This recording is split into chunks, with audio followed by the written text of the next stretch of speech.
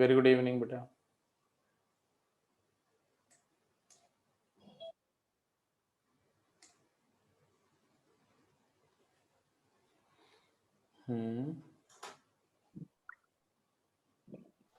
क्या कर रहे थे हम लोग लास्ट क्लास में?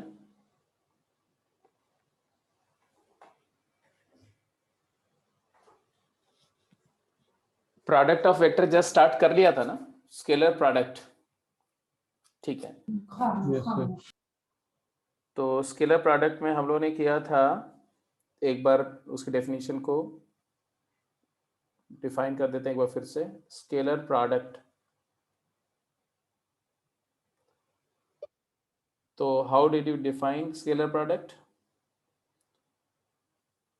तो scalar product of two vector, अगर एक वेक्टर ए है और एक वेक्टर बी है,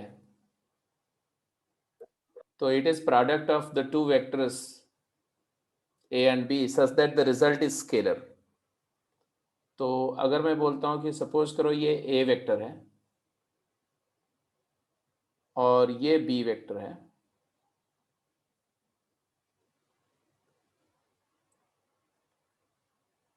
तो ए डॉट बी की डेफिनेशन क्या है? तो फंडामेंटली डेफिनेशन तो ये है कि it is the product of any one vector, से vector A, magnitude of one vector, into projection of B on A, दूसरे वेक्टर का प्रोजेक्शन ए के अलोंग। अब यहां प्रोजेक्शन का मतलब क्या होता है? प्रोजेक्शन मतलब होता है शैडो। जैसे मान लो कि अगर ये बी वेक्टर है हमारा, ये वेक्टर बी है, और ये सपोज करो ओ पॉइंट है और ये पॉइंट बी पॉइंट है और ये पॉइंट ए पॉइंट है, ये हमारा ए वेक्टर है। तो बी का प्रोजेक्शन अलोंग ओ का मतलब है कि if you drop perpendicular from B to line of action of A, या ऐसे बोलो कि line of action of A के परपेंडिकुलर अगर लाइट रेज सेंड करो, तो जो शैडो फॉर्म होगी ओ बी की on O A, that is called projection. तो क्या प्रोजेक्शन आया? ये प्रोजेक्शन ये हो जाएगा ना, ये वाला प्रोजेक्शन वेक्टर हो गया। मान लो ये m है, तो O M is the projection of b on a, scalar projection. तो मैंने यहां लिख दिया, स्केलर भी हो सकता है, वेक्टर फॉर्म में भी हो सकता है, अभी हम लोग स्केलर फॉर्म की बात कर रहे हैं। तो it is equal to magnitude of the A vector into projection मतलब ओ एम। अब ओ एम कैसे फाइंड करेंगे? तो ऑब्वियसली ये एंगल हमारा अगर थीटा है, OB cos थीटा हो जाएगा। OM is OB cos theta, OB cos theta, और OB मतलब मॉड B cos थीटा। तो ये आपका एक रिजल्ट आया, mod of A into mod of B into cos theta. But other way round हम ये भी तो बोल सकते थे कि ए वेक्टर से ए वेक्टर का प्रोजेक्शन B के अलॉन्ग ले लो। If you consider the projection of A along B, ऐसे भी तो ले सकते थे। अगर ए का प्रोजेक्शन बी के अलॉन्ग लो, मान लो कि ये if you drop a perpendicular from the arrow head of A towards on B, line of action of B N है, मान लो ये एंगल 90 है, तो ओ एन जो है it is called projection of A along B. तो हम इसको ऐसे भी लिख सकते हैं कि it is equal to mod B, same इसी क्वांटिटी को, into mod A cos theta. और if you look at what is mod a cos theta, तो this ON is mod a cos theta, mod of a magnitude a into cos theta, it is ON। तो जैसे आपने इसको बोला कि ये OM है, इसी तरह से ये हो गया तुम्हारा OM। और इसका मतलब ये दोनों प्रोडक्ट तो सेम ही ना, a का मैग्नीट्यूड इंटू बी का प्रोजेक्शन a पर, या b का मैग्नीट्यूड इंटू a का प्रोजेक्शन b पर, एक ही बात है। लिखने के लिए इसको a डॉट बी लिखते हैं, तो इसको हम b डॉट a भी लिख सकते हैं। तो इस पूरे डिस्कशन में आया कि एक स्केलर क्वांटिटी है जो दोनों वेक्टर के मैग्नीट्यूड इनटू उनके बीच के एंगल के कोसाइन का प्रोडक्ट है, और ये कम्यूटेटिव है। ठीक है, इसी को हम डॉट प्रोडक्ट भी बोलते हैं, और इसी को हम इनर प्रोडक्ट भी बोलते हैं. I think this was the complete discussion regarding dot product in last class. तो लेट्स गो अलोंग कि इसके आगे चलते हैं. ठीक है, तो सबसे पहले हम लिखेंगे क्या, अगली हेडिंग देंगे आप प्रॉपर्टीज, कि ये जो प्रोडक्ट है इसकी क्या क्या प्रॉपर्टीज हैं, क्या क्या रूल्स फॉलो करते हैं और क्या एप्लीकेशंस हैं. तो पहले आप प्रॉपर्टीज में आएंगे और just start working out one by one the properties. तो लिखिए प्रॉपर्टी 1, फर्स्ट प्रॉपर्टी. ये हटा दो, मैं ये डिस्कशन तो हो गया था, तो ये मैं जस्ट रिकॉल कर दिया. तो प्रॉपर्टीज में बेटा इसको आप अलजेब्रा ऑफ डॉट प्रोडक्ट भी बोल सकते हैं. इसमें मैं प्रॉपर्टी भी डिस्कस करूंगा, इसमें अलजेब्राइक रूल भी डिस्कस करूंगा. ठीक है, तो सबसे पहली बात क्या है, क्लोजर लॉ है ना. A dot B is a scalar quantity, a is a vector quantity, b is a vector quantity, product is a operation. ये ऑपरेशन में जो रिजल्ट आया वो स्केलर है, वो वेक्टर है ही नहीं, तो इसका मतलब क्लोजर लॉ डजंट होल्ड. ये डॉट प्रोडक्ट के लिए set of vector is not a closed operation. Set of vector is not closed for dot product. Resultant is a scalar, that is the reason. दूसरा commutative law holds. A dot b equal to b dot a, तो dot product is commutative in nature. Associative law, what do you say regarding associative law? अगर आप तीन vectors लेते हो a, b and c, vector a dot b will be a scalar, और scalar का तीसरे से डॉट मीनिंगलेस है. मतलब है कि एसोसिएटिव लॉ की हम बात ही नहीं कर सकते. रीजन बीइंग कि एसोसिएटिव लॉ की बात तब होती है जब ए बी सी तीन स्केलर हो और दो ऑपरेशन, मतलब दोनों ऑपरेशन सेम हो. तो अगर दोनों जगह डॉट लगाओगे तो रिजल्ट जो है वो डिफाइंड नहीं होगा. ठीक है, तो हम लिखेंगे हाँ जी, associative law, scalar product is not associative in nature because a dot b dot c is not a dot b dot c. Better speaking, this is not defined. A dot b dot c is meaningless. Why it is meaningless? Because b dot c is a scalar. This is a scalar quantity. और किसी scalar का किसी vector से dot का क्या मतलब हुआ भाई? डॉट हमेशा दो वेक्टर का होता है ना. स्केलर प्रोडक्ट दो वेक्टर का होता है, एक वेक्टर का एक दूसरे वेक्टर के साथ में स्केलर प्रोडक्ट होता है. एक स्केलर का किसी वेक्टर के साथ तो normal scalar multiplication bye scalar होता है ना. तो पहली बात तो ये मीनिंगलेस है. बट अगर उसको मीनिंगफुल मान भी लो, अगर मान लो कि बी डॉट सी एक स्केलर है और मल्टीप्लीकेशन मतलब वो स्केलर इसमें मल्टीप्लाई हो रहा है, जैसे स्केलर मल्टीप्लीकेशन होता है, तो भी ये दोनों सेम नहीं होंगे क्योंकि ये सी के अलॉन्ग वेक्टर होगा, ये के अलॉन्ग वेक्टर होगा, तो ये इक्वालिटी होल्ड नहीं करेगी. Associative law doesn't hold. Distributive law, dot product distributes on addition and subtraction. Dot product distributes on addition as well as subtraction of vectors. Reason बहुत simple है, a dot b plus c, मतलब ये इसमें ये पूरा vector multiply कर रहे हैं, तो it is actually a dot b plus a dot c.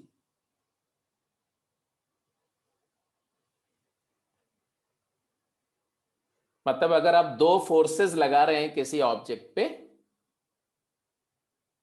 तो वो फोर्स की वजह से जो एक डिस्प्लेसमेंट है, मतलब दो फोर्सेस लगा रहे हैं, एक डायरेक्शन में डिस्प्लेसमेंट हुआ, तो दोनों फोर्सेस का रिस्पेक्टिव डॉट प्रोडक्ट से वर्क डन निकालो और रिजल्टेंट ऑफ फोर्स से वर्क डन निकालो, एक ही बात है. तो डिस्ट्रीब्यूटिव लॉ होल्ड करता है जी, स्केलर प्रोडक्ट इज डिस्ट्रीब्यूटिव और एडिशन एंड सब्ट्रैक्शन. फिर आती है कैंसिलेशन लॉ. अब कैंसिलेशन लॉ को लेकर के थोड़ा सा आपको क्यूरियस होना चाहिए क्योंकि ये बड़ा इंटरेस्टिंग है. उसके पहले कुछ थोड़ी थोड़ी बातें, जैसे कि अगर मैं बोलूं कि a डॉट ए क्या होगा, what is a dot A, तो आप बोलोगे it is magnitude of a into magnitude of a into cosine of 0. तो actually it is magnitude a का होल स्क्वायर, और इसी को आप a स्क्वायर भी लिख सकते हो. तो सिंपली a लिखते हो तो उसका मैग्नीट्यूड का नोटेशन होता है, और वेक्टर लिखते हो तो आप ऐसे सिंबॉलिक नोटेशन देते हो ऐसा. अच्छी बात है. यहीं से आप ये भी बोल सकते हो कि आई कैप डॉट आई कैप क्या हो जाएगा 1, और जे कैप डॉट जे कैप भी क्या हो जाएगा 1, और के कैप डॉट के कैप भी क्या हो जाएगा 1. एक तो ये बात है, इंपॉर्टेंट बात है। एक और इंपॉर्टेंट बात है कि अगर A is perpendicular to B, दो वेक्टर एक दूसरे के राइट एंगल पर हैं, तो A डॉट B क्या होगा? A डॉट B 0 हो जाएगा।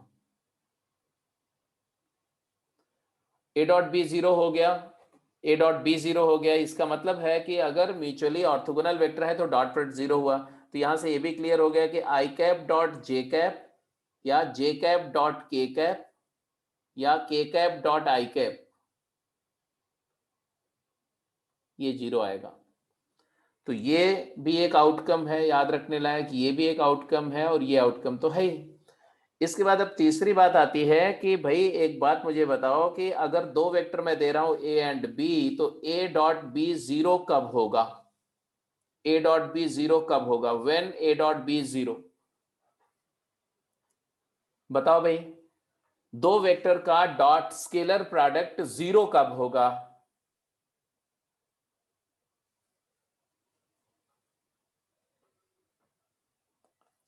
अर्ध सत्य है, आधी बात सच बोल रहे हो तुम लोग। इसलिए क्योंकि आप रटी रटाई बात बोल रहे हो, समझ रहे हो? अगर आपने कहीं से पढ़ा हुआ है इसलिए बोल रहे हो। अगर आप दिमाग लगा के खुद सोच के बोलते हैं ना, तो कभी भी ऐसे आधी बात नहीं बोलते हैं। Let's analyse it. हाँ, let's analyse it. A dot B 0 का मतलब क्या होता है? That is magnitude A into magnitude B into cos theta 0। Are you getting my point? जब कहीं मैं बोलूंगा ए डॉट बी 0 है, मतलब आप इतना तो इंटरप्रेट कर ही लोगे कि मतलब है ये 0 है। अच्छा, ये 0 होने का मतलब क्या होता है भाई? तीन नंबर का प्रोडक्ट 0 है तो या तो मैग्नीट्यूड ए 0 है, या तो मैग्नीट्यूड बी 0 है, और या कॉस थीटा 0 है। इसका मतलब क्या हुआ? इसका मतलब हुआ कि either one of them is null, at least one of them is null vector, और दे आर परपेंडिकुलर।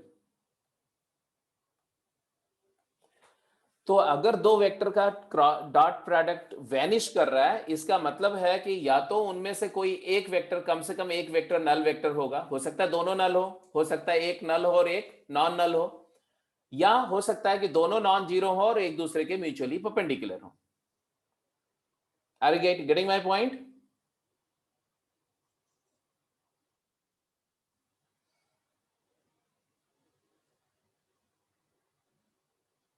ठीक है। तो ये तीन बातें आपको समझ में आ गई। ए dot A is magnitude A square, I cap का डॉट मतलब सेम यूनिट वेक्टर का dot, dot with itself is 1 and dot with the other orthogonal vector is 0। And dot product 0 होने का मतलब या तो ए नल है या तो बी नल है या तो दोनों म्यूचुअली परपेंडिकुलर है। आगे चलते हैं।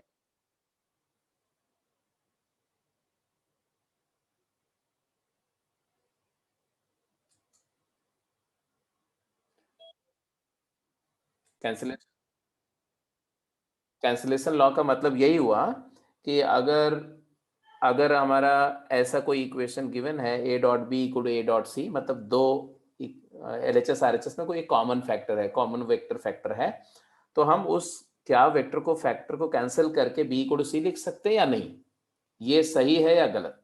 तो उसके लिए बोला कि यहां भी कोई जानने की जरूरत नहीं, यही सोचो आप कि लेट्स से लिख सकते हैं या नहीं लिख सकते हैं, यहीं से पता करते हैं। Let's start with this equality and take RHS to LHS। तो ऐसा हो जाएगा, ये इक्वल वेक्टर को सब्ट्रैक्ट करेंगे तो नल वेक्टर आ जाएगा। हाँ ठीक है, ठीक बोल रहे हो रीत। ठीक है, अब हमने ऐसा लिख दिया। अब इसका मतलब ए कॉमन ले लिया बेटा, क्योंकि डिस्ट्रीब्यूटिव लॉ बोलता है कि प्रोडक्ट जो है वो डिफरेंस पे डिस्ट्रीब्यूट होता है, तो ऐसा लिख दिया। राइट साइड 0 है, it is not vector, RHS is a scalar, है ना? एंड देन बेसिकली बात वही आ गई ना, दो वेक्टर का प्रोडक्ट। अब दो वेक्टर का प्रोडक्ट नल है तो यहां से कई सारे आउटकम होंगे। क्या हो सकता है? ए नल हो, ए इज नल, या हो सकता है बी माइनस सी नल हो, या हो सकता है कि A is perpendicular to B minus C हो, क्योंकि अगर दो वेक्टर परपेंडिकुलर होंगे तो भी तो उनका डॉट वेनिश कर जाएगा। ए वेक्टर और बी माइनस सी वेक्टर अगर एक दूसरे के ऑर्थोगोनल है तो भी डॉट जीरो हो जाएगा। तो ये तीनों बातें हो सकती हैं, मतलब A dot B equal A dot C है तो ये भी हो सकता है, ये भी हो सकता है और ये भी हो सकता है। तो हम ये कैसे बोलेंगे कि सिर्फ यही होगा भाई? Are you getting my point? तो cancellation law does not hold. ये पूरी चीज का फाइनल कंक्लूजन क्या आया कि कैंसिलेशन लॉ होल्ड नहीं करता है। होल्ड करेगा लेकिन जब कुछ कंडीशन फुलफिल हो रही है तो, और वो कंडीशंस क्या है, वो कंडीशंस क्या है वो देखो ध्यान से, कि कब कैंसिलेशन लॉ होल्ड करेगा वो मैं मेंशन करने जा रहा हूं। देखो ये सब ये हटा दूं मैं, ये नोट कर लिया आपने राइट साइड में जो भी मैंने पहले बताया था? तो I am going to just shut it off, right? ये हटा दिया मैंने। अब देखो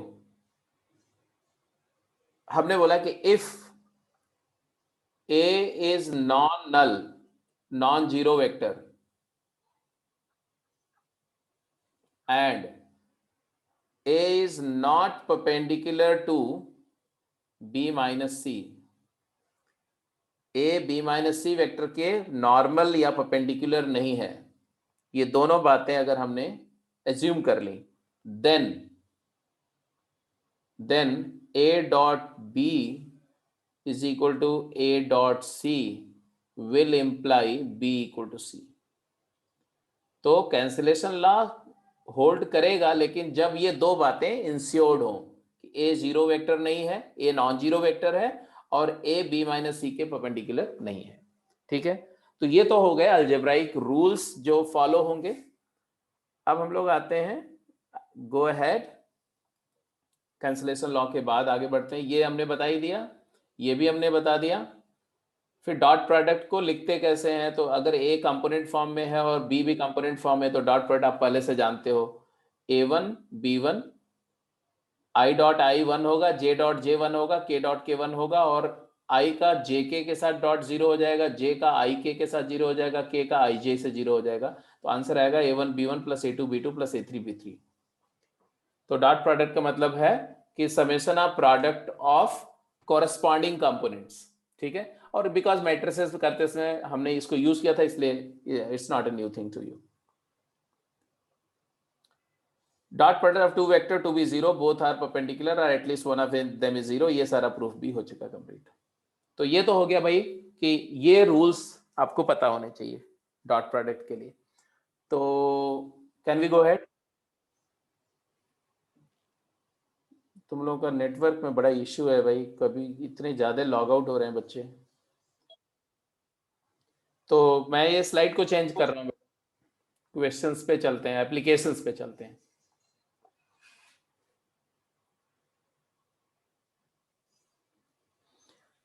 हाँ जी, लिखेंगे एप्लीकेशन ऑफ डॉट प्रोडक्ट। सबसे पहला application, first application is to find the angle between two vectors, to find the angle between two vectors A and B। Suppose we are given two vector A and B and let us suppose that the angle between them is theta. Then as we know that A dot B is equal to magnitude of A into magnitude of B into cos theta, and therefore cos theta can be determined as A vector dot B vector upon mod A into mod B। इसी को आप A cap dot B cap भी बोल सकते हैं क्योंकि A upon mod A is A cap and B upon mod B is B cap. तो A cap dot B cap, तो theta is actually cos inverse of A cap dot B cap. तो ये तो हो गया how do we calculate the angle between two vectors. But यहीं से देखो कई सारी बातें आ रही हैं, जैसे कि अगर अगर ये दो वेक्टर्स हैं तो तीन बातें हो सकती, हो सकता है कि दोनों वेक्टर के बीच एंगल एक्यूट हो सकता है कि दोनों वेक्टर के बीच का एंगल राइट एंगल हो, और ये भी हो सकता है कि दोनों वेक्टर के बीच ऑब्ट्यूज एंगल फॉर्म हो रहा हो। तो क्या डॉट प्रोडक्ट ये तीनों सिचुएशन को डिफरेंशिएट या डिस्टिंग्विश कर सकता है? तो बोल रहे यस कर सकता है। कैसे भाई? अगर ये एंगल ऑब्ट्यूज है तो कॉस थीटा नेगेटिव होगा, थीटा ऑब्ट्यूज तो कॉस थीटा नेगेटिव होगा।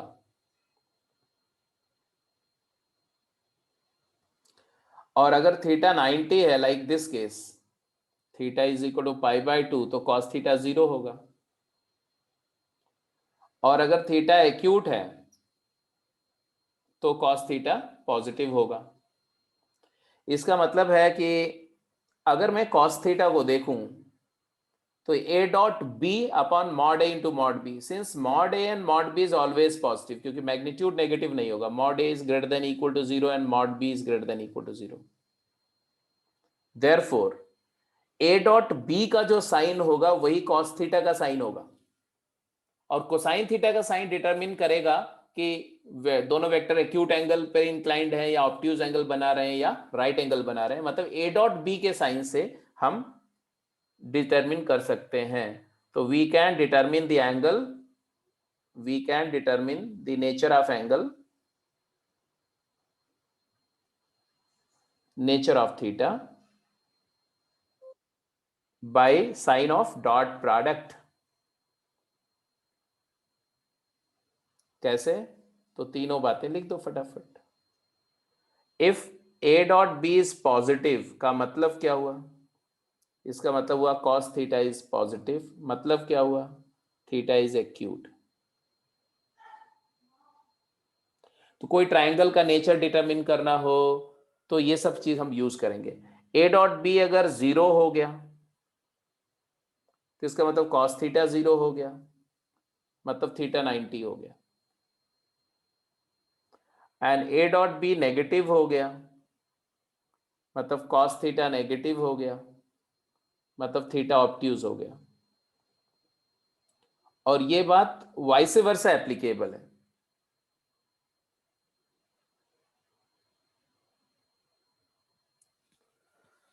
तो ये इफ एंड ओनली इफ है, कन्वर्स भी ट्रू है। तो ये तीन आउटकम हो गए एंगल में। For example find angle between vector A which is I cap minus 2j cap plus 2k cap and B that is 3j cap plus 4k cap। बताओ इन दोनों वेक्टर के बीच एंगल क्या है? तो आप क्या बोलोगे भाई? तो डेफिनेट सी बात है कि आप cos थीटा लिखोगे तो क्या आएगा? a dot B upon mod a mod b। What is a dot B? If you look at it, a dot B क्या आएगा? तो i तो इधर है नहीं, i का कोएफिशिएंट तो 0 i कैप का, तो 0 -6 plus 8, 0 -6 plus 8 over what is magnitude of a? It is √9 3, and what is magnitude of b? 5. So basically you will find that cos theta is, क्या वैल्यू आई cos theta की भाई? 2/15 positive है। तो सबसे पहले तो पता चला कि थीटा इज एक्यूट, तो ये दोनों वेक्टर एक्यूट एंगल पर इंक्लाइंड है, एक बात तो ये पता चल गया। दूसरा, थीटा की एग्जैक्ट वैल्यू क्या हुई? तो आप ये भी लिख सकते हैं कि theta is equal to cos inverse 2/15। तो ये it is not exactly value तो नहीं, क्या होगी लगभग ये है कि because 2/15 is what, it is 0.1 something, तो 0 के क्लोज है। मतलब ये एंगल जो है वो 90 डिग्री के क्लोज है। 60 डिग्री का कॉस क्या होता है? कॉस 60 इज हाफ, तो ये हाफ से भी छोटा है, इसका मतलब 60 से बहुत बड़ा है एंगल, ठीक है, 75 से भी बड़ा है ऐसा। एनीवे, तो ये पहला एप्लीकेशन आपको समझ में आ गया आई थिंक। तो लेटेस्ट रिव्यू, जो जो मैंने बताई बात, सारी बातें क्लियर हैं, यही सब बातें डिस्कस हुई। ए डॉट बी के साइन से हम एंगल बता सकते हैं। फिर इसके बाद दूसरा एप्लीकेशन पे आते हैं, लिखेंगे स्केलर एंड वेक्टर प्रोजेक्शन। तो ये भी बड़ा इंपॉर्टेंट एप्लीकेशन है, इसकी काफी मैथमेटिक्स में काफी यूज होगा ये। जैसे मान लो एक वेक्टर ए है और एक वेक्टर बी है, तो scalar projection of A along B, scalar projection of A along B चाहिए हमें। तो लिख दो, आप खुद ही लिखो, अब ये तो पहले ही मैंने बता दिया इसलिए आसानी से आप mention, scalar projection of vector A along B. क्या होगा भाई? तो मैंने क्या बताया था आपको स्केलर प्रोजेक्शन, कि आप ए के एरो हेड से बी पर एक परपेंडिकुलर ड्रॉप करो, ओ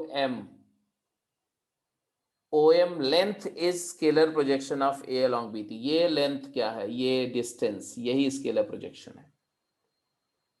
डिस्टेंस का मतलब है एक स्केलर क्वांटिटी है, ये नेगेटिव भी हो सकता है, तो डिस्टेंस बोलना सही नहीं है, क्योंकि उसका एक सेंस ऑफ डायरेक्शन भी उसमें है कि पॉजिटिव या नेगेटिव, है ना, वो डिपेंड करेगा कि आप ये क्या है। तो it is O M basically, तो it is O M, algebraic length O M भी बोल सकते हो इसको। तो ये क्या होगा भाई? तो ओ एम जो होगा वो, अगर ये एंगल थीटा है तो ओ एम हो जाएगा ओ ए कॉस थीटा। तो आप लिख देंगे it is O A cos theta. और O A into cos theta का मतलब क्या होता है? ओ ए क्या है? Mod of B into cos theta.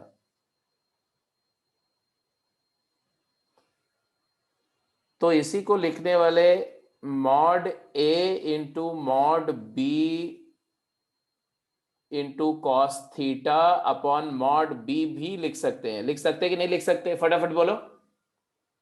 I did multiply by mod b in the numerator and divided by mod b.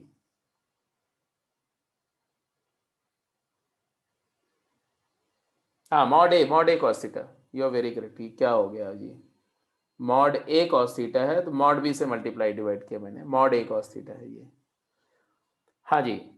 तो अब ये क्या आ गया? न्यूमरेटर क्या हो गया? ऐसा मल्टीप्लाई डिवाइड करने के बाद न्यूमरेटर हो गया ए डॉट बी, और डिनोमिनेटर में क्या आ गया? Magnitude B. तो इसी को हम लिख सकते हैं A dot B vector by mod B, और इसी को आप ए डॉट बी कैप भी बोलते हो। तो याद रखो कि जिस वेक्टर का प्रोजेक्शन ले रहे हैं उसका डॉट, जिस डायरेक्शन में प्रोजेक्शन ले रहे हैं उस डायरेक्शन के यूनिट वेक्टर के साथ, this is the answer. Dot of the vector A with unit vector along which the projection is required. ठीक है, कहने का मतलब यह है कि अगर कोई एक वेक्टर आर है, scalar projection of R vector along X axis क्या होगा? तो आप बोलोगे आर डॉट एक्स एक्सिस के अलोंग यूनिट वेक्टर क्या होता है? आई कैप, वेरी करेक्ट।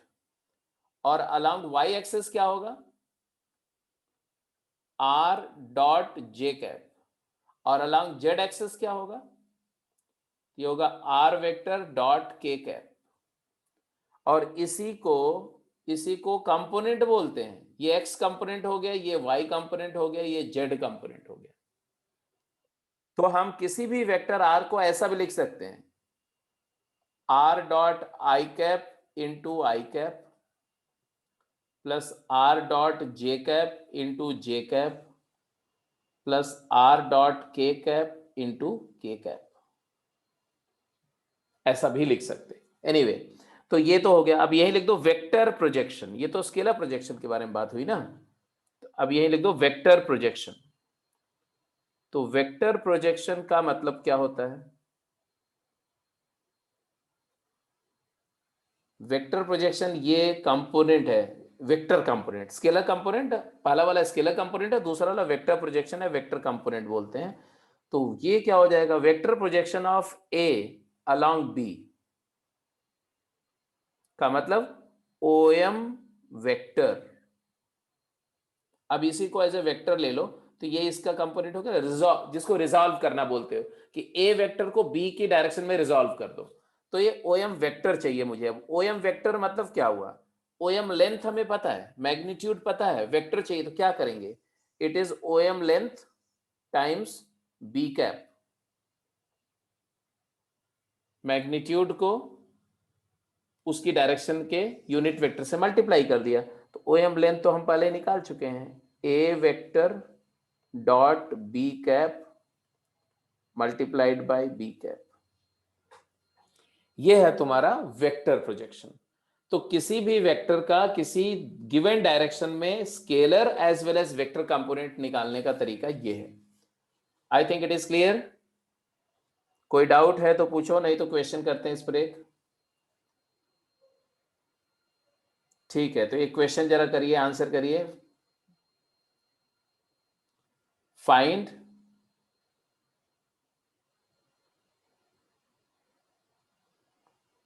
मैं क्वेश्चन लिख दे रहा हूं बेटा, आप नोट करते रहो, मैं स्लाइड को चेंज नहीं कर रहा हूं। Find scalar as well as vector component या projection of a vector A which is equal to 4i cap minus 3j cap plus 5k cap along a vector B which is equal to I cap plus 2j cap plus 2k cap। तो A vector का B vector के along scalar component क्या होगा और vector component क्या होगा, फटाफट मुझे कैलकुलेट करके आप बताएंगे। I am waiting for your reply.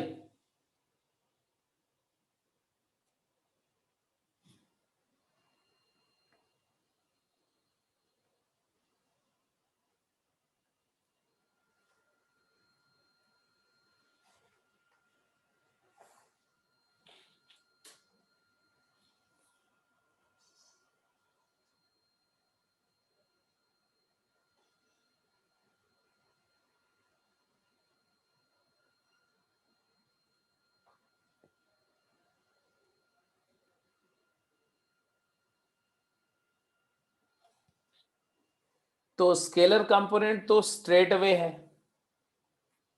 A dot B cap, तो स्केलर प्रोजेक्शन तो आप डायरेक्टली लिख लोगे।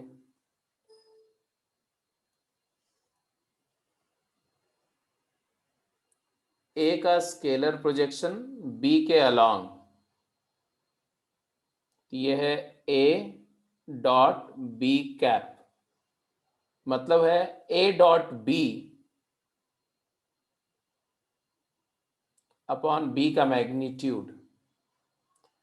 अब ए डॉट बी क्या होगा वो तो क्लियर दिख रहा है, 4 माइनस 6 प्लस 10, तो 4 plus 10 is 14 minus 6 is 8 upon B का मैग्नीट्यूड क्या है 3, दिस इज 8/3। मतलब है कि अगर ये ए है और ये बी है तो ये जो लेंथ आई वो 8/3 length I as per this question, according to this question. फिर इन्होंने बोला कि व्हाट इज वेक्टर प्रोजेक्शन, तो vector projection of A along B क्या होगा, सॉरी ये तो स्केलर प्रोजेक्शन था तो ऐसे लिखा, यहां वेक्टर मत लिखो, वेक्टर प्रोजेक्शन में यहां एक वेक्टर लगा दो, ठीक है। तो यहां मैं लिख दिया vector projection of A along B क्या होगा, तो ये हो जाएगा हाँ ए डॉट बी कैप, जो आपने स्केलर प्रोजेक्शन निकाला इसको बी कैप से मल्टीप्लाई कर देना है, तो ये हो जाएगा तुम्हारा 8/3 टाइम्स 8/3 तो स्केलर प्रोजेक्शन हो गया, बी कैप क्या है, तो बी कैप है आई cap plus 2j cap plus 2k cap divided by 3।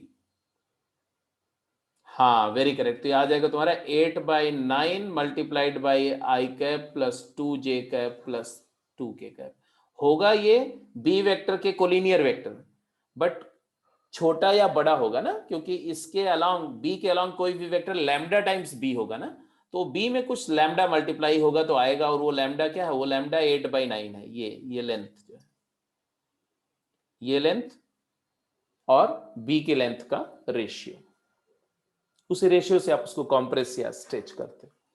Anyway, तो ये बात समझ में आ गई। इसके बाद लिखेंगे, अब ये तो हुआ ना कि किसी वेक्टर के डायरेक्शन, किसी वेक्टर को किसी गिवन डायरेक्शन में रिजॉल्व करना, और एक होता है किसी वेक्टर को उस किसी गिवन डायरेक्शन के परपेंडिकुलर रिजॉल्व करना। तो वो आता है, इसको बोलते हैं scalar and vector projection perpendicular to a given direction. तो अगला पॉइंट पे आ जाओ, ये तो सारा समझ में आ ही गया। तो केस 2 लिखेंगे, केस 2। ये तो सब कुछ मैंने क्लियर कर दिया। Case 2, scalar projection of A not along B but normal to B. A का स्केलर प्रोजेक्शन बी के नॉर्मल क्या होगा, बताओ, खुद कैलकुलेट करो। देखो डायग्राम में बना के दिखा दे रहा हूं। ये सब आपका ए वेक्टर है, ये आपका बी वेक्टर है, और ए का प्रोजेक्शन बी के परपेंडिकुलर चाहिए, मतलब आपको ये चाहिए, ये मतलब आपको चाहिए एम लेंथ, ये 90। तो एम लेंथ कैसे आएगा, तो इट इज इक्वल टू, पहले हम स्केलर प्रोजेक्शन ले रहे हैं, तो scalar projection of B A perpendicular to B, it is equal to am, and this am is nothing but, अगर ये एंगल थीटा है तो it is mod of a sin theta, mod a sin theta, very correct. क्योंकि sine theta जो होगा आपका वो होगा परपेंडिकुलर बाय हाइपोटेन्यूज, तो it is am divided by ओए, मतलब am बाय मॉड ए, और फिर यहीं से लिख दिया मैंने। अब इसको लिखने का, इसको फाइंड करने का दो तरीका है। अगर ये एंगल पता है और मैग्नीट्यूड ऑफ ए पता है तो आंसर डायरेक्ट आ जाएगा। अदरवाइज इसको हम ऐसे भी लिख सकते हैं, ध्यान से देखना, it is mod A into mod B into sine theta upon mod B, ऐसे भी लिख सकते हैं।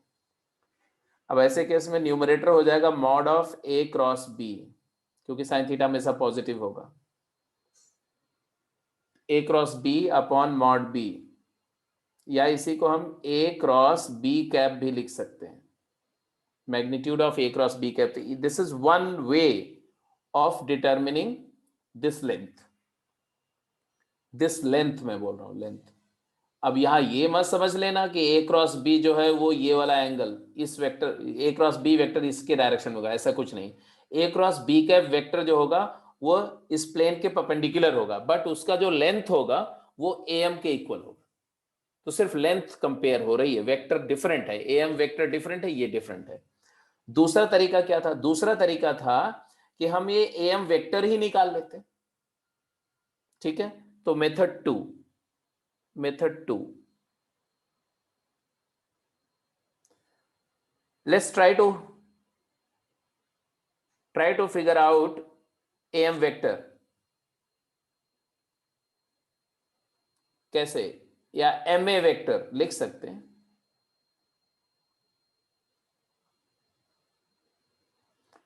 नहीं लिख सकते, ma vector is equal to position vector of a minus position vector of, अब पोजीशन वेक्टर छोड़ो यार, पोजीशन वेक्टर की बात नहीं कर रहा हूं मैं, सिंपल वेक्टर एडिशन का कॉन्सेप्ट यूज करो। देखो ध्यान से देखना, मैं इस वेक्टर की बात कर रहा हूं, और ये ओ एम वेक्टर हमें ऑलरेडी पता है ना।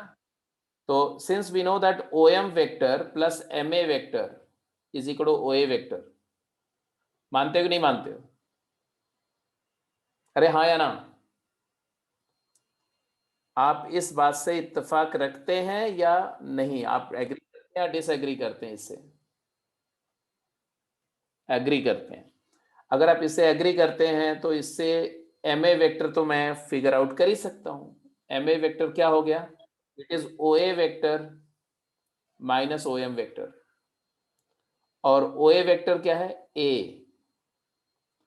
ओ एम वेक्टर क्या है, अभी जस्ट थोड़ी देर पहले आपने ओ एम वेक्टर फाइंड किया था, क्या था, A dot B cap times B cap, scalar का vector component of A along B. तो ये वेक्टर आ गया M A vector, therefore A M length क्या होगी, ए से एम तक की ये जो डिस्टेंस है, ये वाली ये डिस्टेंस क्या होगी, तो ये डिस्टेंस होगी इसी वेक्टर का मैग्नीट्यूड।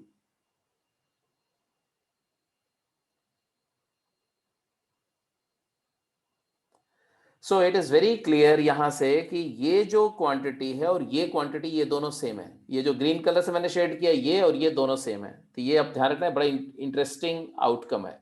क्या, magnitude of A minus A dot B cap times B cap is same as A dot B, A cross B cap का मॉड। तो ये तो बात हो गई स्केलर प्रोजेक्शन ए का बी के परपेंडिकुलर डायरेक्शन में कैसे फाइंड करेंगे, और वेक्टर प्रोजेक्शन कैसे फाइंड करेंगे वो तो निकल ही गया आपका। वेक्टर कंपोनेंट या projection of A normal to B, क्या हुआ वो,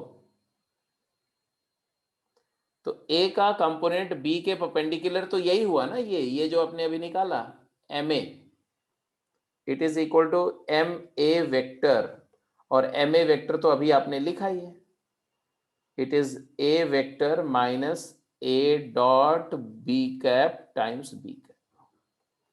सो दिस इज अबाउट कि किसी भी वेक्टर का किसी वेक्टर के अलोंग और उसके परपेंडिकुलर डायरेक्शन में स्केलर कंपोनेंट भी हम निकाल सकते हैं और वेक्टर कंपोनेंट भी फाइंड कर सकते हैं। And please let me know if you have any doubt regarding this, all this, right. तो मैं आपका पोल लॉन्च कर रहा हूं क्योंकि इसके बाद एक दो क्वेश्चंस करेंगे। हाँ, तो ये कॉन्सेप्ट सबको समझ में आ गया बेटा, तो यस बोलो, अगर कोई डाउट है तो नो।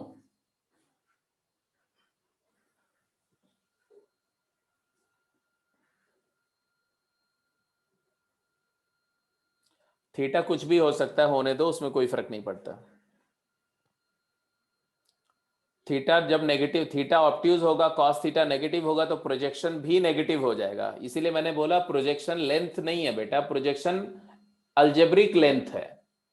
अगर एक, अगर वेक्टर ऐसा समझो, ध्यान से समझो, अगर ये डायरेक्शन है और ये वेक्टर है तुम्हारा ये, अब इस वेक्टर का प्रोजेक्शन हम इस डायरेक्शन में ले रहे हैं, तो जब जब थीटा एक्यूट होगा तो प्रोजेक्शन पॉजिटिव आएगा, लेकिन जब ये ऐसा हो जाएगा ऐसे, तो प्रोजेक्शन भी तो इधर पीछे की तरफ आएगा ना, तो बी के अलोंग कहाँ आएगा, बी के अपोजिट डायरेक्शन में आएगा। तो वही नेगेटिव स्केलर प्रोजेक्शन की वैल्यू नेगेटिव आने का मतलब है कि जो उसका, जो ए का कंपोनेंट बी के अलोंग आ रहा है वो बी के अपोजिट डायरेक्शन में है, along B but in opposite direction. Along का मतलब होता है लाइन ऑफ एक्शन सेम होगा, बट डायरेक्शन सेम भी हो सकता है और उल्टी भी हो सकती है। नॉर्मल प्रोजेक्शन,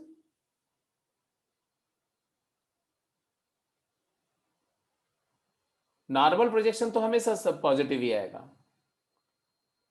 क्योंकि एक्यूट या ऑब्ट्यूज है, उसमें कोई दिक्कत नहीं आएगी।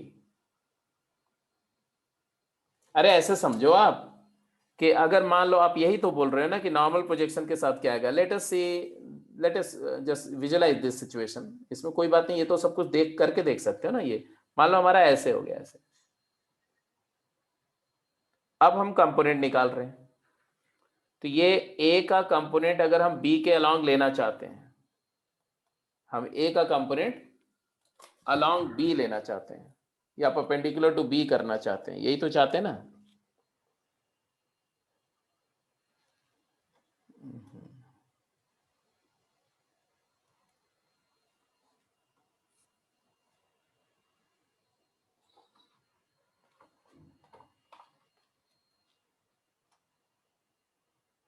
जस्ट अ मिनट, ये थीटा है, तुमने बोला थीटा ऑब्ट्यूज है, तो अब इसका प्रोजेक्शन कैसा आएगा जरा बताओ। ये यहां से ये परपेंडिकुलर करेंगे ड्रॉप ऐसे इस पे, और इसको भी आप ऐसे एक्सटेंड कर दो, ऐसे इस डायरेक्शन को, तो तुम्हें अपने आप दिखेगा कि जो स्केलर वेक्टर प्रोजेक्शन आएगा वो तो इस डायरेक्शन में आएगा ऐसा।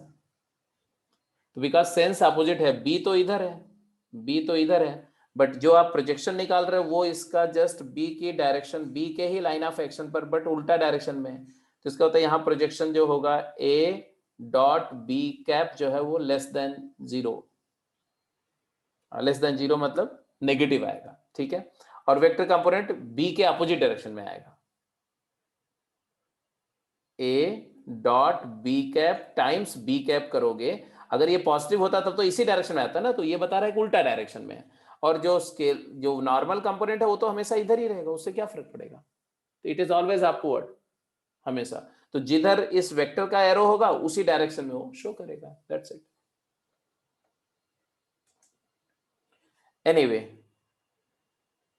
ये सारी बात समझ में आ गई वेक्टर। अब ये क्वेश्चन का आंसर करो जल्दी से। एक वेक्टर ए दिया हुआ, बी वेक्टर दिया हुआ, find the angle between A and B, scalar projection of A along B, scalar and vector projection of A along B perpendicular to B. सारी बातें फटाफट आंसर करिए, क्विक। ये तीनों पार्ट का आंसर करने के लिए आपके पास 3 मिनट टाइम है, only 3 minute. Calculate and get me the answer.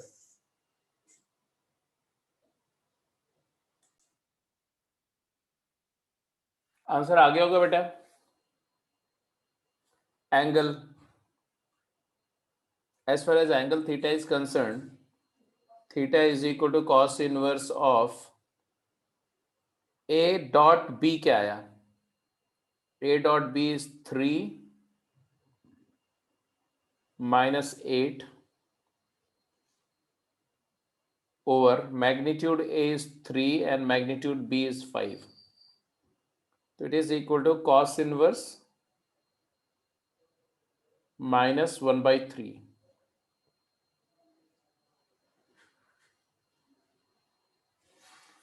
can be written as obtuse angle है, पाई माइनस कॉस इनवर्स 1/3 भी बोल सकते हो, because cos pi minus theta is cos theta, है ना। बिकॉज मान लो ये कॉस इनवर्स 1/3 को थीटा मान लो, है ना। अगर मैं कॉस इनवर्स ऑफ 1/3 को थीटा एज्यूम करता हूं, इसका मतलब है कि कॉस थीटा 1/3 है, ठीक है। अब हमने बोला कि ये पाई माइनस थीटा ना, तो पाई माइनस थीटा का cos, cos pi minus theta क्या होगा, कॉस पाई माइनस थीटा आप +1 में पढ़े हो, cos pi minus theta minus cos theta होता है, that is minus 1/3, and therefore pi minus theta is equal to cos inverse minus 1/3। मैंने यही प्रूफ किया, cos इनवर्स माइनस 1/3 को पाई माइनस cos इनवर्स 1/3 भी लिख सकते हैं। तो चाहे आप आंसर ऐसे प्रेडिक्ट करो, चाहे आप आंसर ये रहो, दोनों आंसर सेम है, ये बताने की कोशिश कर रहा हूं मैं। एनीवे ए पार्ट हो गया, बी पार्ट पे आ जाओ। स्केलर प्रोजेक्शन है वेक्टर प्रोजेक्शन, तो स्केलर प्रोजेक्शन क्या है, हाँ सही है, सही है, ठीक है। स्केलर प्रोजेक्शन आ गया, नेगेटिव आएगा क्योंकि ऑब्ट्यूज एंगल है, तो आ जाएगा ए डॉट बी कैप। तो ए डॉट बी तो हम निकाल ही चुके हैं, -5 आया था अपॉन मॉड बी 5 है, तो एक्चुअली इसकी आंसर -1 आ गया। और वेक्टर प्रोजेक्शन क्या हो जाएगा, तो वेक्टर प्रोजेक्शन तो कुछ नहीं करना होता है, स्केलर प्रोजेक्शन को यूनिट वेक्टर से मल्टीप्लाई करना होता है।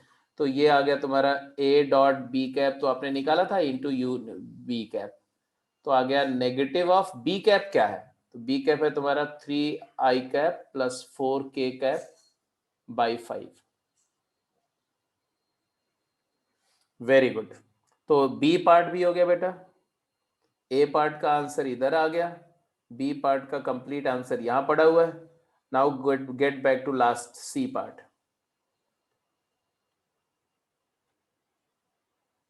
सी पार्ट का आंसर, अब हमें एक नॉर्मल कंपोनेंट चाहिए, है ना। तो scalar projection of A perpendicular to B, तो ये तो हो गया तुम्हारा क्या, पहले वेक्टर प्रोजेक्शन निकाल लेते हैं, वो ज्यादा आसान है, वेक्टर प्रोजेक्शन निकालते हैं। तो vector projection of A perpendicular to B निकालना है अगर, तो ये हो जाएगा तुम्हारा ए वेक्टर माइनस जो scalar projection A dot B cap into B cap निकाला आपने, तो ए वेक्टर तो हम जानते ही है, it is equal to I cap plus 2 J cap minus 2 K cap, और जो ये वाला निकाला ये भी तुम्हारे पास है, माइनस 3 आई कैप प्लस 4 के cap by 5, minus minus plus हो जाएगा ये। तो एक्चुअली आंसर क्या आएगा जरा देखो, तो आएगा 5 आई कैप प्लस 3 आई कैप 8 आई कैप, 10 जे कैप प्लस 10 जे कैप माइनस 10 के कैप प्लस 4 माइनस 6 के cap divided by 5।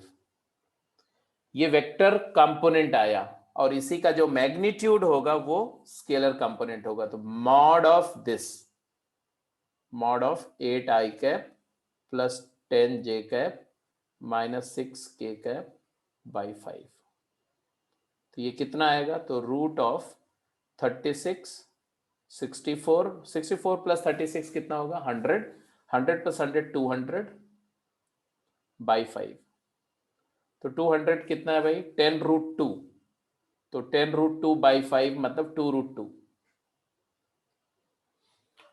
So this is the answer. कुछ बच्चों का आंसर बिल्कुल ठीक था, वो 2√2 बोल ही रहे थे। किसने आंसर 2√2 दिया था?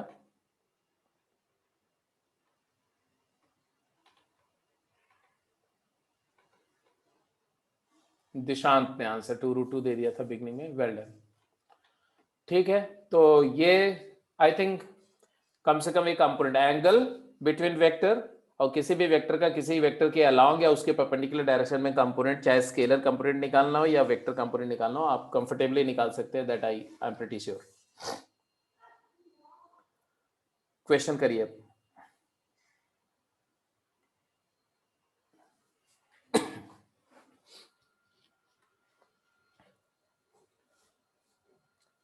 वर्बली फटाफट, ये दोनों पार्ट के लिए 1 मिनट टाइम है, 1 minute. Find the angle between A and B, आ गया?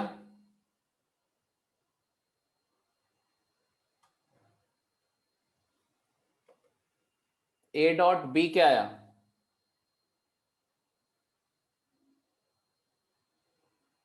It is 12 minus 6 minus 2,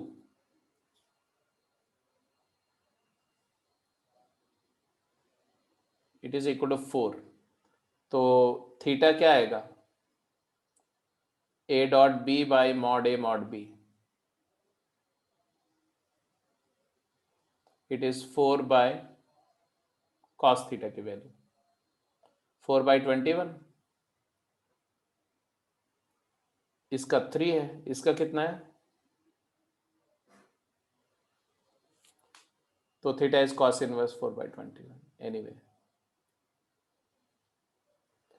A part हो गया। बी पार्ट क्या था, एक वेक्टर p दिया और एक q दिया हुआ, these are the two vector along diagonal of parallelogram, find the angle between adjacent sides. एक पैरेललोग्राम की डायगोनल के अलोंग वेक्टर्स गिवन है और साइड्स के अलोंग दोनों एडजेसेंट साइड के बीच का एंगल चाहिए, कैसे फाइंड करेंगे जल्दी बताइए।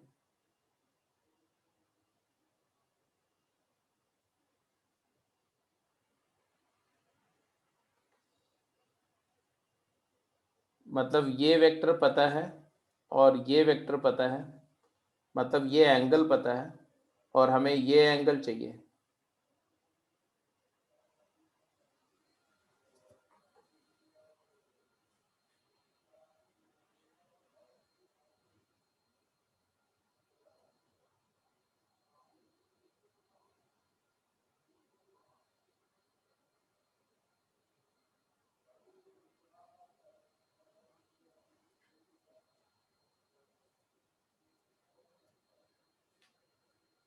क्या करें,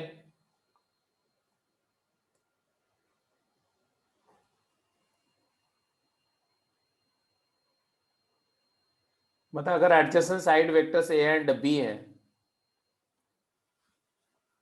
तो ए वेक्टर और बी वेक्टर के बीच एंगल चाहिए, और ये तुम्हारा पी वेक्टर है और ये क्यू वेक्टर है। किसका प्रोजेक्शन ले लो और किस डायरेक्शन में ले लो? डायरेक्शन क्या है बंधु?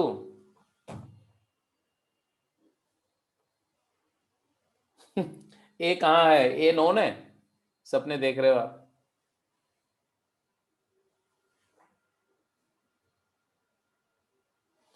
अब देखो ध्यान से, P vector is A plus B vector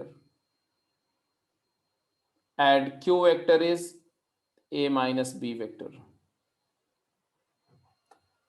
P vector given है और Q भी गिवन, तो यहां से हम A वेक्टर फाइंड कर सकते हैं, it is P plus Q by 2, और दूसरे साइड का वेक्टर भी फाइंड कर सकते हैं P minus Q by 2.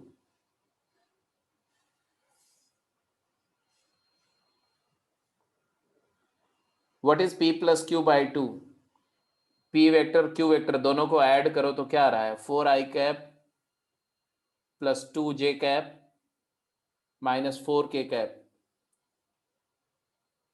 2i cap plus j cap minus 2k cap, और P माइनस Q करो तो 2i cap plus 2j cap minus k cap. P minus Q by 2 कर दिया तो B आ गया, और P प्लस क्यू बाई 2 कर दिया A आ गया. मतलब मुझे दोनों साइड के अलोंग वेक्टर्स मिल गए. अब जब साइड के अलोंग वेक्टर मिल गए तो उनके बीच एंगल निकाल लो, खत्म है, सिंपल. तो सिंपल सोचो, कॉम्प्लिकेट मत करो चीजों को, सिंपल सोचो. तो एंगल अल्फा हमें चाहिए, तो alpha is what?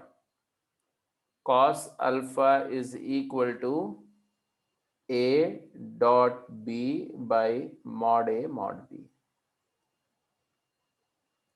What is A dot B? 4 plus 2 6 plus 2 8. 4 plus 2 plus 2 upon mod A is 3, mod B is also 3. So it is equal to 8 by 9. So alpha is equal to cos inverse 8 by 9. It is very small angle because the cosine value is very close to 1. ठीक है जी, सबको बात समझ में आ गई या नहीं? फटाफट जल्दी से बताओ भाई. Is it clear or you have any doubt?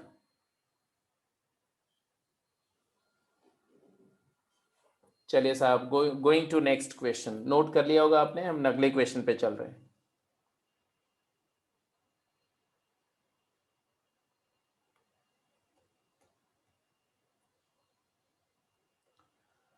बोला using vector method prove that cos alpha minus beta is cos beta plus sine alpha sign beta, and cos alpha plus beta is cos beta minus sine alpha sign beta. Can you prove it?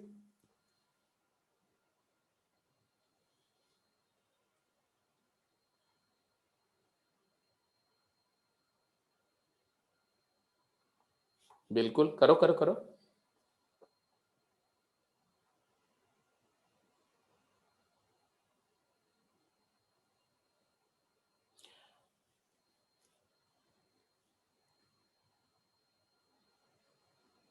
मतलब आपको एक ऐसा angle लेना, ऐसा vector लेना पड़ेगा जिनके दो वेक्टर के बीच एंगल एक केस में अल्फा माइनस बीटा हो जाए और एक केस में अल्फा प्लस बीटा हो जाए. ऐसे दो सुइटेबल वेक्टर आपने चूज करने पड़ेंगे.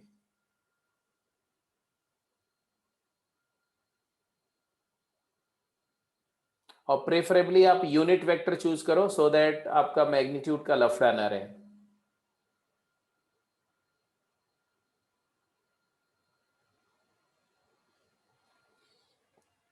तो कैसे सेलेक्ट करना चाहिए?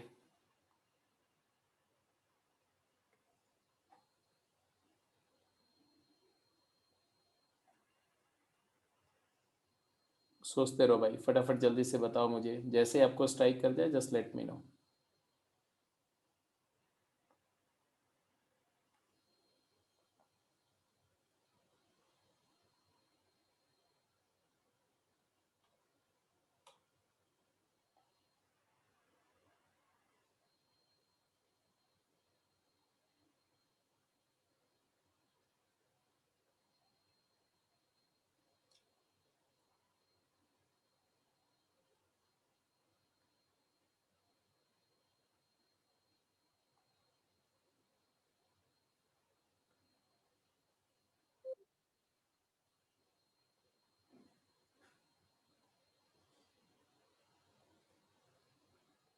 हाँ जी, किसी को कुछ स्ट्राइक किया तो फटाफट मुझे बताओ।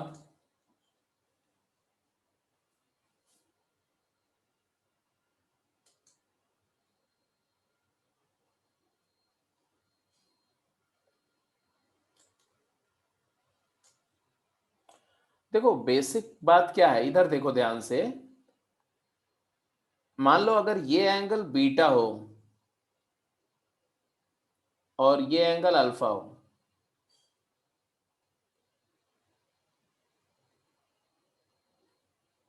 What is the angle between these two vector? ये एंगल क्या हो जाएगा? अल्फा माइनस बीटा हो जाएगा। और अगर मैं ये यूनिट वेक्टर ले लूं तो ओ बी वेक्टर क्या है? तो ओ ए वेक्टर हमारा हो जाएगा, अगर लेंथ 1 यूनिट है, यूनिट रेडियस का सर्कल है मान लो ये, तो O A vector is cos alpha i cap plus sine alpha j cap. Because ये पॉइंट जो है, अगर ये लेंथ 1 है तो ये पॉइंट है कॉस अल्फा साइन अल्फा, और ये पॉइंट हो जाएगा cos beta sine beta. Position vector के फॉर्म में मैंने ले लिया, सबसे आसान होता है चूज करना। तो ओ बी वेक्टर भी आ गया, cos beta i cap plus sine beta j cap. अब अगर इन दोनों वेक्टर का डॉट लेते हो, what is O A dot O B? O A dot O B क्या होगा? It is mod of O A mod of O B into cosine of alpha minus beta. But you know O A और O B दोनों unit magnitude के हैं, तो right side में आ गया cos alpha minus beta, but left hand side में एक पूरा एक्सप्रेशन आएगा, क्या आएगा? डॉट लोगे तो क्या आएगा? Cos alpha cos beta plus sine alpha sign beta.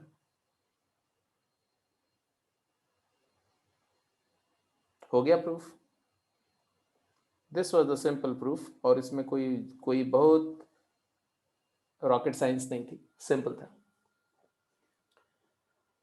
अब अगर कॉस अल्फा प्लस बीटा चाहिए तो हमें बीटा ऐसे लेना पड़ेगा सो दैट अल्फा में ऐड हो जाए, तो उसके लिए हमें बीटा की direction B vector O B vector की डायरेक्शन को नीचे की तरफ ले लेना पड़ेगा ऐसे।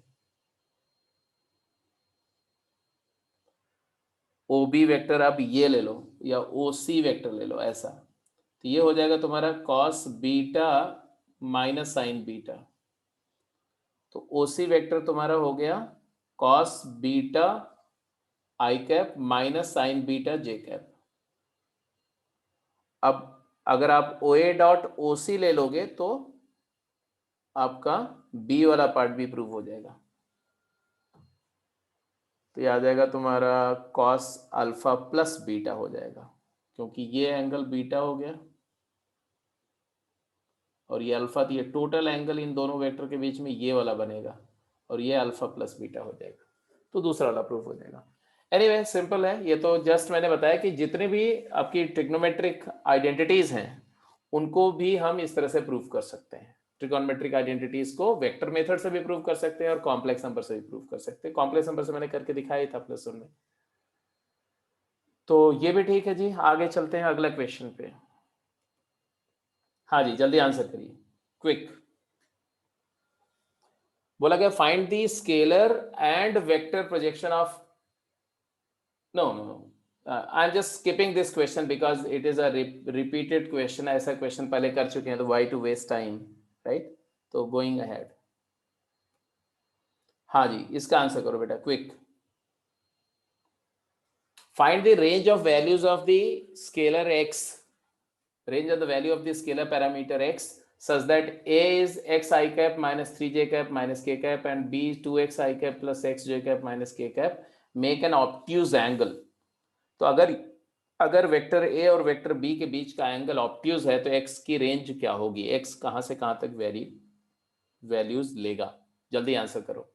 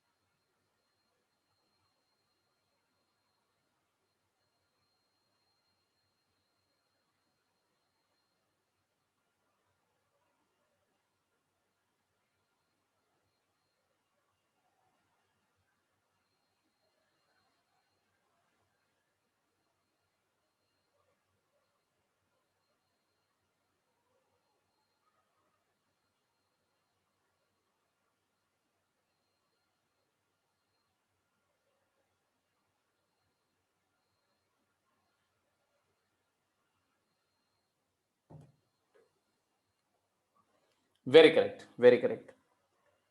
तो हम बोल रहे हैं क्या कि ए डॉट बी नेगेटिव है,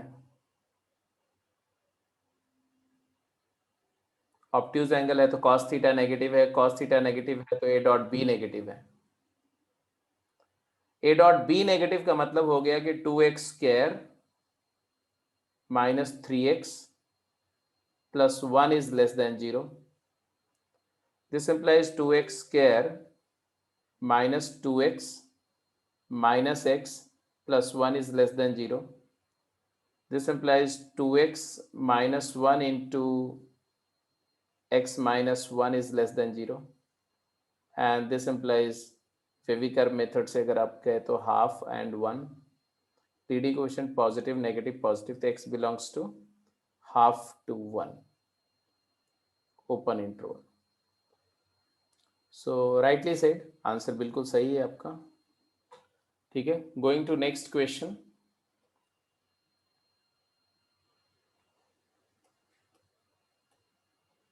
हाँ जी, इट्स अ गुड वन, जल्दी आंसर करिए। बोल रहे हैं ए वेक्टर गिवन है, बी वेक्टर गिवन है, सी वेक्टर गिवन है, these are the three vector and given that जो एक वेक्टर है V which lies in the plane of AB and whose projection on C is 1 by root 3, then find V। ए और B vector के plane में लाई करने वाला एक ऐसा वेक्टर जिसका सी के अलोंग प्रोजेक्शन 1/√3 है, तो वेक्टर वी क्या होगा?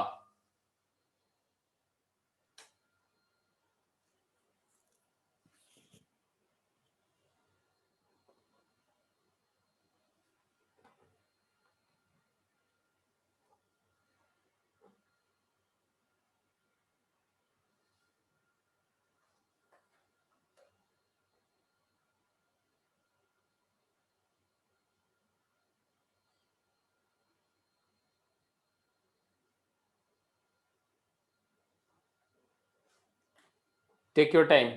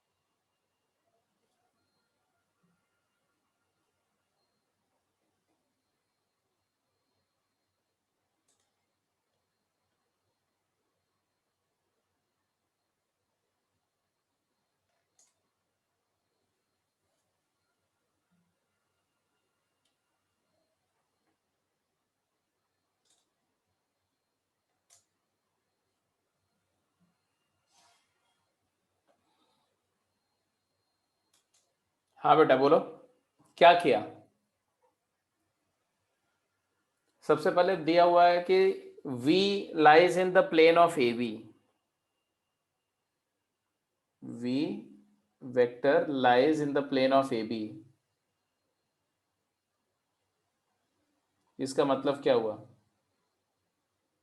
सर ये एक्स वेक्टर प्लस वाई भी वेक्टर ऐसे। वेरी गुड, इसका मतलब V वेक्टर तुम्हारा हुआ x times A vector plus y times B vector लिख सकते हैं। Well done. And therefore basically अगर देखो तो आ जाएगा x times i cap plus j cap plus k cap plus y times i cap minus j cap plus k cap. So eventually if you figure it out, it is x plus y times I cap plus x minus y times j cap plus x plus y times k cap. तो एक ऐसा vector v है जिसका x और z component same है और y component different है। तो इसमें इसके बेसिस पर देखा जाए तो कौन कौन से ऑप्शन रूल्ड आउट हो रहे हैं, ये रूल्ड आउट हो गया और ये रूल्ड आउट हो गया। ठीक है, एक्चुअली ये क्वेश्चन थोड़ा मैंने थोड़ा सा ऑल्टर कर दिया है। सिमिलर क्वेश्चन जेई एडवांस में आया था अराउंड 4 इयर्स, 4 to 5 इयर्स पहले किसी ईयर में, और उसमें सिर्फ इतना ही समझने से आंसर आ गया क्योंकि उसके बाकी 3 आंसर ही रूल आउट हो गए, तो फटाफट डायरेक्टली आंसर आइडेंटिफाई हो गया। बट मैंने थोड़ा सा ऑप्शंस को चेंज कर दिया so that you could not figure out simply by just doing this you can figure out the answer now। अब इतनी बात तो समझ में आ गई है ना। अब आया क्या कि तीसरी इंफॉर्मेशन क्या है कि इस वेक्टर का v वेक्टर का जो कंपोनेंट है किसके साथ में, c के अलोंग प्रोजेक्शन है, वो 1/√3 है। मतलब अब क्या करेंगे, अब करेंगे v dot C cap is equal to 1/√3 given है। तो v डॉट सी कैप क्या होगा, c वेक्टर ये है, ध्यान से देखो। तो अगर सिंप्लीफाई करो तो क्या आएगा, डॉट लोगे v dot C, v vector dot c vector divided by magnitude c vector is equal to 1/√3। यहां से क्या आया भाई, v डॉट सी आ गया x plus Y minus X minus Y and minus X plus Y divided by what is mod c √3 is equal to 1/√3। so what you figure out actually that ये तो 0 हो गया, ये वाला, ये और ये 0 हो गया। अब ये 0 होने के बाद में तुम्हारे पास जो इंफॉर्मेशन क्या आई, जल्दी बोलो। √3 कैंसिल हो गया तो यहां से आया y minus X is equal to 1, तो y is equal to X plus 1। y is equal to X plus 1 का मतलब क्या हुआ, ये दोनों बातों को जरा फिगर आउट करो। तो हमारा जो v वेक्टर है it looks like this,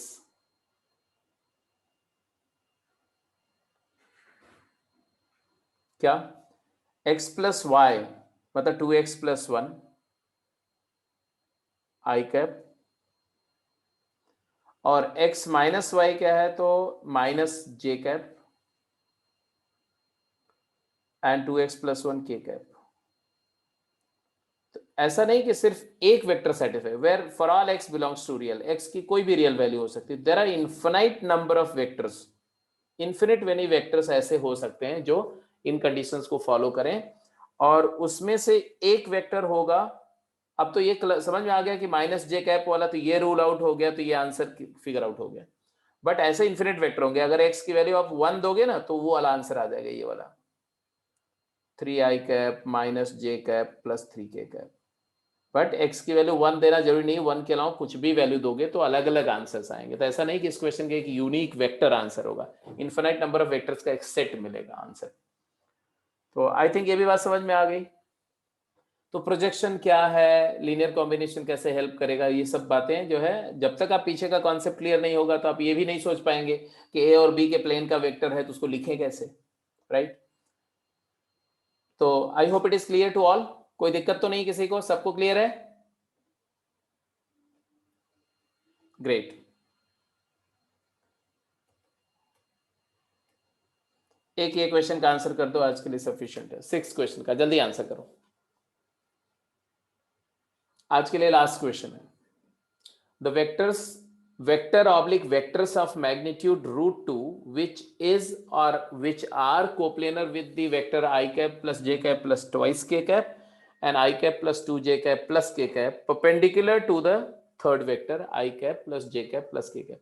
first दो वेक्टर के प्लेन में और तीसरे वेक्टर के परपेंडिकुलर √2 मैग्नीट्यूड के वेक्टर या वेक्टर्स कौन कौन से हैं।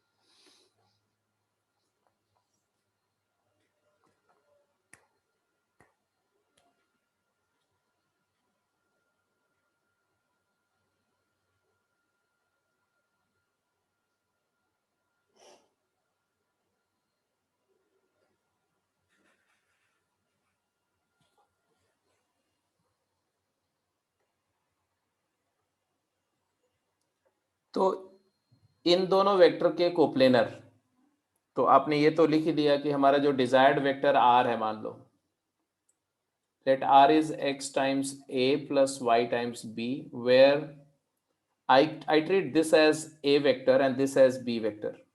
As per this assumption, it is x I cap plus j cap plus double of k cap plus y product I cap plus twice j cap plus k cap. तो ये तो हमारा वो डिजायर्ड वेक्टर का format आएगा।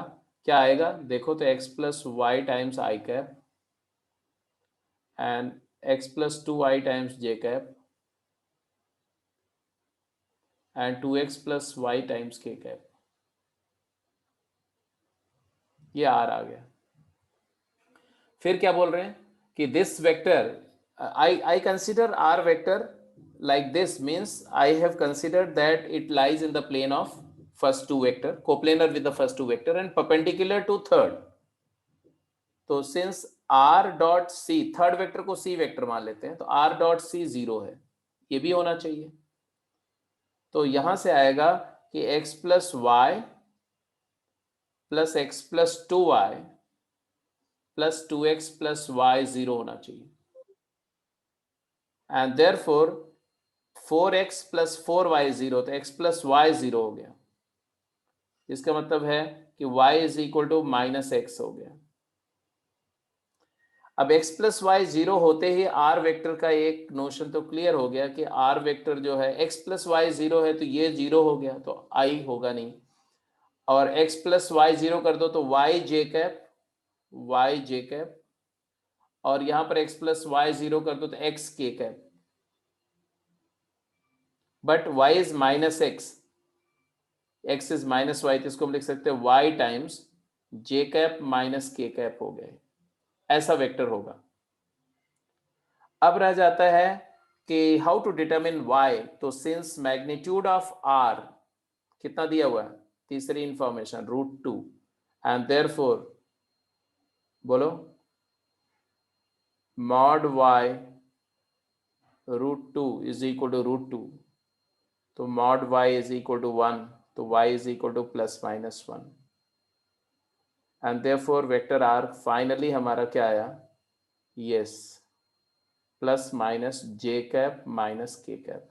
तो j cap minus k cap भी answer आ गया और k cap minus j cap भी आंसर आ गया। तो a and d both are the true statements. ठीक है जी। तो जो प्रोडक्ट ऑफ वेक्टर है, डॉट प्रोडक्ट पर काफी रिगरस प्रैक्टिस करनी है। तो अब आप क्या करेंगे कि डॉट प्रोडक्ट पर जो आपकी असाइनमेंट है अगली, मतलब आप लोगों ने 1 2 3 किया था, है ना, तो फोर्थ असाइनमेंट जो होगी उसमें डॉट प्रोडक्ट है ना। तो डॉट प्रोडक्ट के सारे क्वेश्चन, फोर्थ या फिफ्थ जो भी हो, ठीक है। एक है लीनियर कॉम्बिनेशन पर बेस्ड और उसके बाद वाली डॉट प्रोडक्ट स्केलर प्रोडक्ट पे। तो स्केलर प्रोडक्ट वाली असाइनमेंट पूरी करेंगे, पहला चीज। दूसरा है, अभी मैं देख करके जो गेम भी कॉरेस्पॉन्डिंग है उसको भी डाल दे रहा हूं।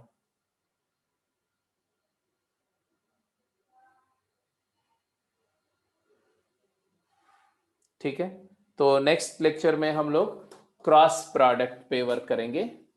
डॉट प्रोडक्ट पे कुछ क्वेश्चंस और भी करेंगे, बट उसके बाद क्रॉस प्रोडक्ट पे करेंगे।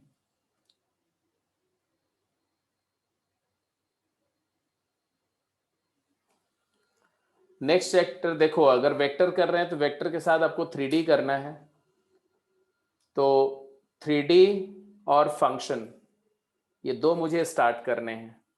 ठीक है, अगर आप 1 चैप्टर एट ए टाइम ही करना चाहते हो तो हम 3D करेंगे, और नहीं तो फंक्शन स्टार्ट कर लेंगे। और अगर आप बोलेंगे तो 2 लेक्चर्स हम 3D करेंगे और 2 लेक्चर फंक्शन करेंगे। धीरे धीरे थोड़ा फंक्शन कवर हो जाएगा और 3D जैसे फिनिश होगा तो पूरा कैलकुलस स्टार्ट हो जाएगा। तो जैसा आप बोलेंगे वैसा स्टार्ट कर लेंगे, आपकी मर्जी है। बट हाँ, जैसा मैंने बोला था कि सारे फंक्शन के, अच्छा हुआ याद दिला दिया, फंक्शन के 11th के सारे लेक्चर ऐप के ऊपर में अपलोडेड हैं रिवीजन लेक्चर्स करके। तो आप वो फंक्शन के जो भी 18 19 लेक्चर्स हैं वो 2 3 लेक्चर लेकर के उस सभी लोगों से को मैंने पहले ही बोला हुआ है उसको देखते जाओ। और जो जो लेक्चर्स देखते जाओ उसके कॉरेस्पॉन्डिंग आप गेम मांगेंगे या क्वेश्चन बैंक मांगे तो वो मैं देते जाऊंगा, ठीक है, उसको करते जाओ। जो लोग लास्ट ईयर यहाँ पर मतलब मेरे से ही फंक्शन किया हुआ है उनको रिवाइज कर देना। अरे भाई आप पूछ लो ना,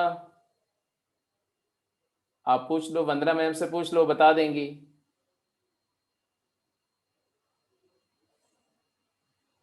आप बोल दो उनसे कि फंक्शन के लेक्चर जो है वो रिवाइज करने हैं। वो आपके पास अभी ऐप का नाम भी नहीं पता है आप लोगों को, ये तो। अरे कोई काम नहीं चल रहा है, जो काम चलना था वो चल चुका है, उसके ऊपर में मैंने अपने लेक्चर डाल दिए, आप उसको देखना शुरू करो, ठीक है।